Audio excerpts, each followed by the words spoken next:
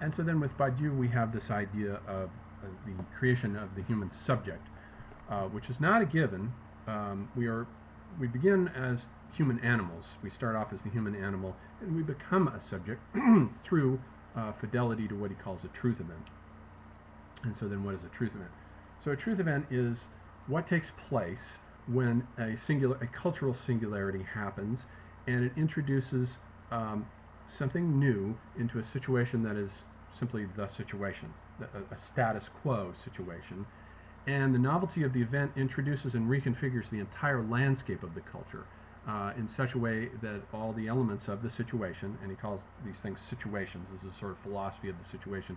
He calls these situations, these are elements, and the elements are named, renamed, and they bend and warp and contort in order to fit the parameters of the new subject language that is imposed by the subjects who are faithful to this truth event. And so he gives 4 different examples, concrete examples of truth events. For example, in the realm of politics, he says that the French Revolution is an example of a truth event there. Or in the realm of amorous encounters, the encounter of Heloise and Abelard is an example of an event in the amorous sphere. Or in science, Galileo creating modern physics is an example of an event in that sense. Or in the realm of art with Haydn's creation of classical music, that's an example of an event in that sphere. And so these events are enunciations of new levels of order within these systems, and they are very much alike in that sense. The role of noise in information theory. Michel Serres, in his book The Parasite, gives an interesting analog to this when he talks about how noise interrupts a situation, changes the situation, and becomes the enunciation of the next level of order for the new situation. He gives an example of, for example, you're at a party, and you overhear, you're listening to the conversation, and the conversation at the party is message, it's information, not noise. But then a phone rings, and the phone interrupts your conversation, and it is therefore noise. Then you go over to the phone and you answer it, and as you're talking to whoever it is on the phone, now the conversation of the party is noise within that system. So the ringing phone was the enunciation, the disintegration of that situation, and the enunciation of the next level of order into a different system. So systems are always configuring and changing the role of what he calls the parasite. The parasite is the noise within a system that interrupts the continuity of that system, but the role of the parasite is always changing its parameters within these systems. And Badiou's event ontology is somewhat similar to this. The event erupts within a situation, a status quo situation of some sort, as a total novelty, and the situation has to be completely reconfigured. And he says that there is a void. There's something that he calls a void within a situation that the event supplements. For example, he says that within Baroque music was structured around the void of there not being a proper understanding of musical architectonics. It's unconscious and it's not perceived by the people within that system, but when Haydn came along and he reformulated classical music, the event of Haydn's invention of the classical style fills that void, or supplements that void, and configures and shifts the system into the new level of world order, basically. And so that's the concept of the void within the system that the event supplements. So the event is supplemental, and the individual himself is created as a subject insofar as he remains faithful to the truth event that takes place. And so it is the fidelity to the truth event, of an individual's fidelity to the truth event, that creates him as a subject. He's no longer merely a human animal, but becomes the immortal human being, the properly dignified human being who participates in the creation of truths. And so we have these different truths in these different domains, politics, love, art, and science, that subjectivize human beings and lifts them up out of the status of the ordinary, the situation of the animal, into the realm of truths. The realm, the normal situation that the truth event interrupts is the realm that's constituted by knowledges, and these knowledges are also sustained and circulated by opinions. Truth is different from opinion. Opinion is merely subjective. It doesn't have any real truth in it, but it's necessary. Human beings communicate by means of opinion, so that's a necessary tool for communication amongst human beings, but it's not truth. Truth erupts into that system and changes the knowledges, and it's completely opposed to opinion. Truth liberates the individual from the ordinary situation and moves him into the realm of ideas. And so we have this idea of the ethics of truths. Ethics are configured within these systems in different ways for each system, so that we have a multiplicitude of ethics. There's an ethics of science, there's an ethics of art, there's an ethics of psychoanalysis.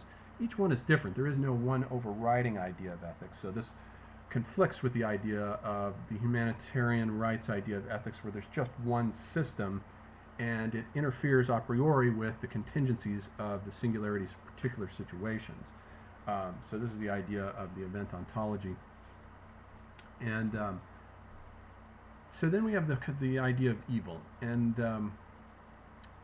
whereas Baudrillard had said in his book, The Transparency of Evil, he had given a definition of evil, which is kind of interesting, in which he had said in that book that what evil is basically that which prevents the smooth functioning of a system.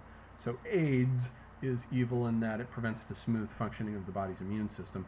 Terrorism is evil within the global world order because it prevents the smooth functioning of the economics of the free trade market, global free trade. So evil is always branded as that which disrupts and interrupts the smooth flowing of the system. Now, we have already seen that what evil is in the realm of human rights is that which is hostile to human rights and requires humanitarian interventions to combat. So there's a kind of a priori idea of what everybody thinks evil is. But then Badiou creates his ideas of evil, and he says that there are three basic different kinds of evil, and they are a direct function of the actual truth process itself. The first aspect of evil that he says is that the truth process, one of the aspects that it can do is to generate a simulacrum of truth. There's something in which you don't have a real truth event, but you have a simulacrum. He said, he holds up the Nazis as a classic example of a simulacrum. The idea of the Nazi Revolution borrows from the language of the French Revolution, which is an authentic truth event, and it makes it seem as though, and also the other thing to understand about a truth event is that it's always an imminent break. It represents a break, a rupture with the preceding system. And the Nazis represented a rupture with previous German democratic politics, and it had all the character of what looked like a truth event, but it really wasn't a truth event. It was a simulacrum, especially because what it does is it named it elevated particularities such as the Aryan race and blood and soil. It elevated particularities to try to make them seem as though they were universal, whereas the truth event exemplifies the universal. And it precisely excludes such limiting ideas as blood, race, gluten, Boden. It eliminates those ideas from its purview. It does not bring them in. And so the Nazi event is an inauthentic truth event that seems to be a truth event but isn't. It's a simulacrum of one. And what it does then is it exerts terror. So the simulacrum of a truth event, and one can maintain a sense of fidelity to this kind of a truth event, it creates terror. Terror is its overriding characteristic of this type of evil. So then he says that the second type of evil is what he calls betrayal, which is to say you betray your own truth event. So in betrayal, there is a lack of fidelity to the truth event. Now, what he had said earlier about truth events was that you always want to remain faithful to your truth event, even though it may seem like the society may tell you that your truth event sounds like it might do evil to others or evil to systems that people regard as something that you don't want to mess up, or whatever it happens to be. Truth events always run contrary to prevailing opinions. They're completely the opposite. Truth is completely the opposite of opinion. Opinion is necessary for people to communicate, but the truth event is totally the opposite of that, because it's going to restructure and reconfigure the entire truth landscape. It's a little bit like Thomas Kuhn's idea of normal science versus revolutionary science. You have these status quo periods of normal science, and then revolutionary science institutes a paradigm shift. It's somewhat similar to that idea. And so betrayal is a kind of self-betrayal when one gives up. Let's say one hits a bump as one sets out to be an artist, and one hits a bump where one can no longer be faithful to one's event, and one simply gives up. It's basically giving up on truth, on fidelity to the truth event, and that's a form of betrayal, and it's a form of evil. You betray the event. You betray your fidelity to that event. So that's a kind of form of evil. And he says that the third form of evil is whereby the truth event becomes totalitarian. And it seems as though that you could see every truth event that comes along brings in a new vocabulary, and names, or rather recodes and renames, the previous state of affairs, and it bends and warps it into a new state of affairs. And so there is a tendency, a kind of to overinflate and to assume that the new truth event can name every single element of the situation in totality. This is a kind of manic ego inflation that can take place. And this, because truth itself, the truth event is very powerful, and its temptation then to come along once something is understood, the tendency of inflation can come along to apply the subject language to every single aspect of the situation, which of course is simply inflation. And there always has to remain, he says, an element in a situation that can't be captured by the truth event, that can't be named, and he calls this the unnameable. It's a little bit like Heidegger's idea that in every truth event, every time something is unconcealed in a truth event, simultaneously some other facet of that entity is simultaneously concealed in the process. So there's always an ambiguity in the truth event, and there's always an aspect of it that is never fully conquerable. So error is built into truth. Same thing here with Badiou. The unnameable is always an aspect of the real that can't be captured by the truth event and has to remain bound to the realm of mere human opinion. For example, he gives an example that in the amorous world, sexual pleasure is the element, the jouissance element within the amorous that cannot be named, especially since it has to be understood by the two partners together as part of the pleasure of the two, that escapes the classification of that. Or, for example, the obscurantist ideas that might corrupt science, obscurantist preaching of bizarre ideas. I don't know what he has in mind there. He doesn't name it. Maybe Scientology or the Urantia book or something that corrupts science. That's an aspect of something that is unnameable. There's always this unnameable aspect of a system that the truth event cannot pretend to completely encompass and grasp.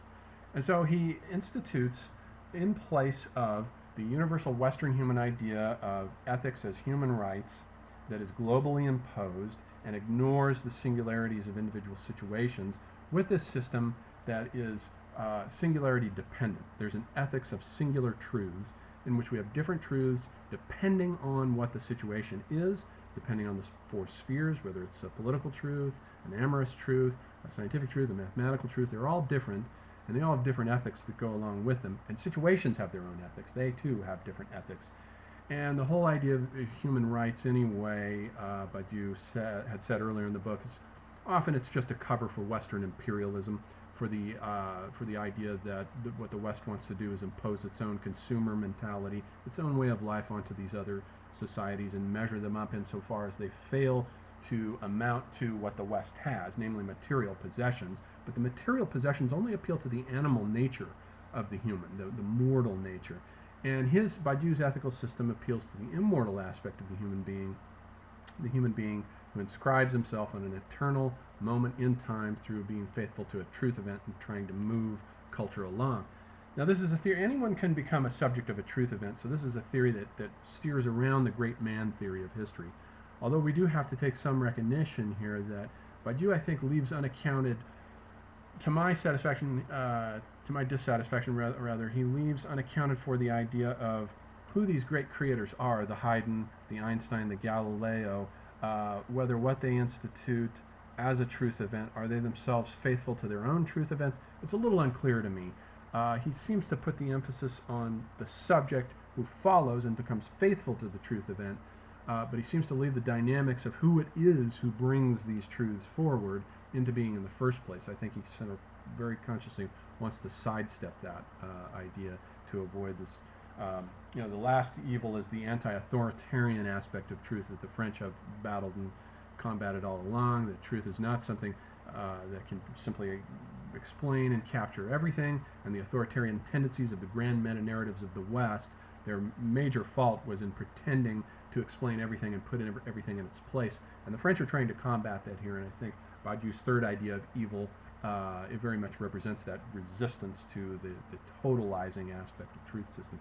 So that's Badiou's basic ideas in a nutshell in this book, Ethics.